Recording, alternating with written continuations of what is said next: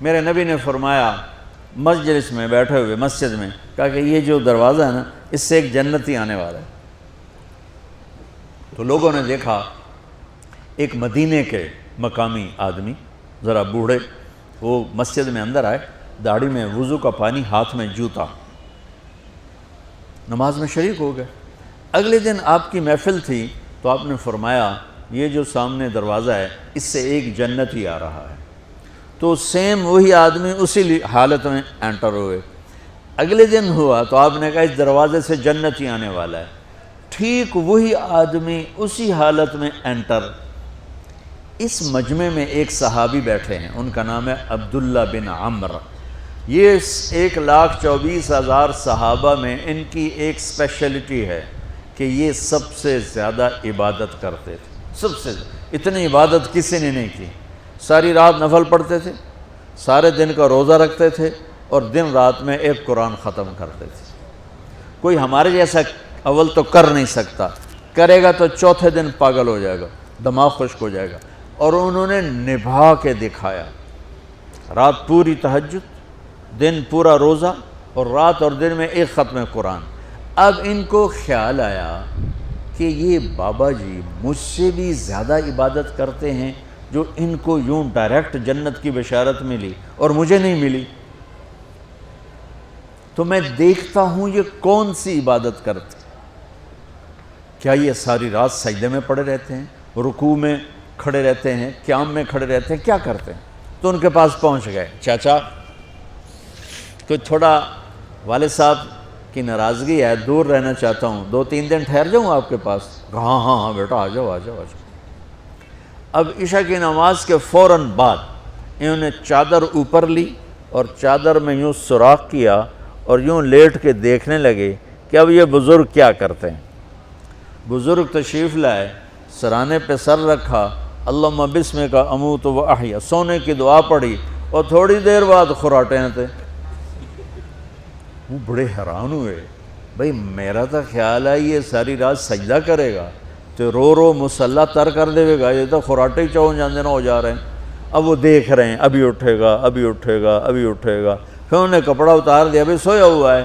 وہ فجر کی اذان پہ اٹھے اور ان کا دماغ چکر کھا گیا، بھئی ایک ہی بڑی تہجد دے 2 نفل بھی نہیں تو جنت دی بشارت 3 دن کٹھی۔ انہوں نے کہا کل دیکھوں گا، کل شاید کچھ اور کریں گے۔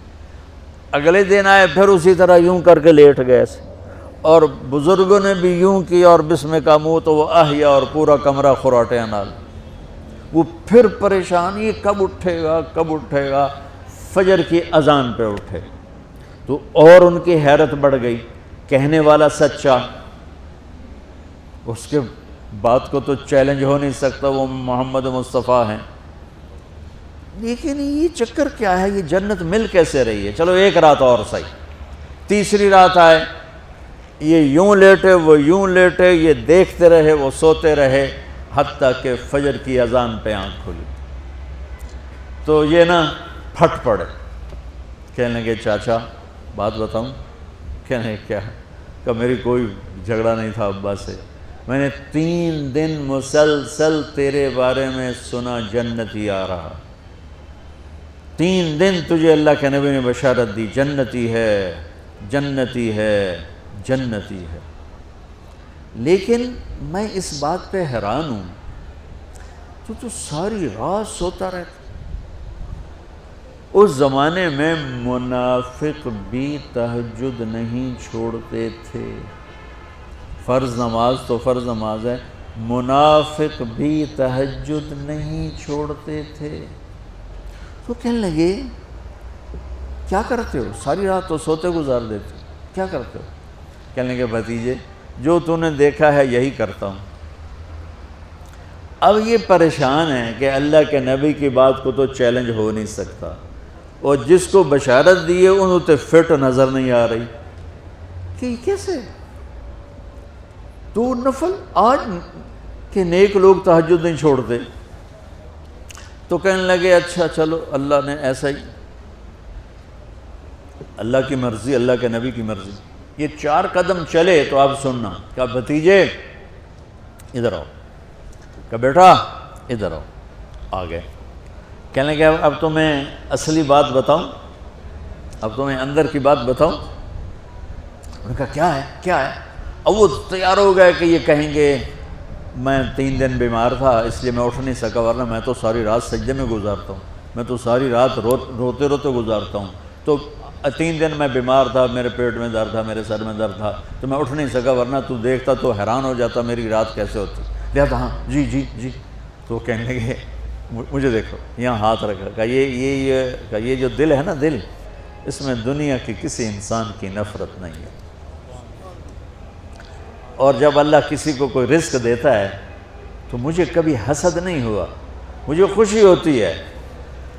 تو ان کی جو باڈی لینگویج تھی نا، حیرت میں ڈوب کے وہ کہتے ہیں ہاں بات ہے، سمجھ آ گئی، یہی سے۔ انہوں نے ایسا نہیں کیا، وہ کہنے لگے ہاذا ہوا، اچھلے اپنی جگہ سے، ہاذا ہوا، ای چاچا اب سمجھ میں آ گیا، سمجھ میں آ گیا، یہی ہے جو آپ کا سینہ اللہ نے پاک کر دیا ہے، اس پر آپ کو جنت ملی ہے۔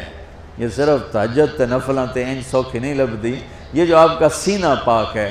اب پہلی حدیث کے ساتھ جوڑو، میرے نبی نے فرمایا، میرے بیٹے انس، میری ایک عظیم الشان سنت ہے کہ اپنے دل کو دنیا کے انسانوں سے میرے بچوں سنو، یہ نہیں فرمایا مسلمانوں سے دل صاف رکھ، فرمایا پوری دنیا کے انسانوں سے دل صاف رکھو۔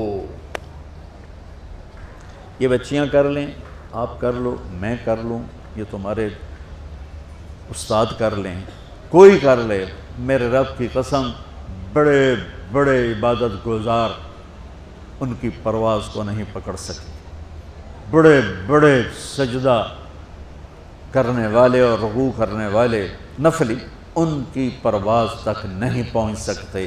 ایک اس وجہ سے کہ یہ عظیم الشان سنت ہے، ایک اس وجہ سے کہ اس کے کرنے والے بڑے تھوڑے ہیں، ایک اس وجہ سے کہ یہ مشکل بہت ہے کہ آدمی کو خود ذبح ہونا پڑتا ہے تب جا کر یہ چیز ہاتھ میں آتی۔ ایسے نہیں ہے کہ تہجد کے لیے نیند قربان کر دی، ہم جماعت میں گئے 40 دن کے لیے تھوڑا روکھا سوکھا کھا لیا اور گھر کی جدائی برداشت کر لی، یہ پل پل کی موت ہے، پل پل کی عزت نفس پہ چھریاں ہیں، اور پھر یہ مسکرا کے چلتا ہے، یہ مقام اسے جبریل سے بھی اوپر لے جاتا ہے۔